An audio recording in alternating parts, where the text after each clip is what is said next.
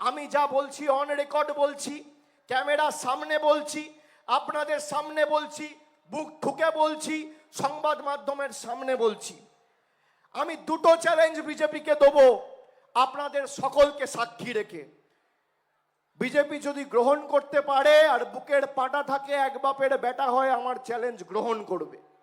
আমি 14ই মার্চ 2024 সালে জলপাইগুড়ি থেকে আজ থেকে 8 দিন আগে বিজেপিকে চ্যালেঞ্জ করেছিলাম যে 2021-এ বাংলায় মুখ থুবড়ে পড়ার পর, গোহারা হারার পর 2017-2018 থেকে যে আবাস প্লাসের তালিকা তৈরি হয়েছে, সেই তালিকায় 2017-18 যে তালিকা তৈরি হয়েছে, সেই তালিকায় যদি বিজেপি দেখাতে পারে যে 10 পয়সা বিজেপি কেন্দ্র থেকে বাংলার রাজ্য সরকারকে পাঠিয়েছে, আমি রাজনীতি করব না, তৃণমূল হয়ে সভা সমিতিতে যাব না।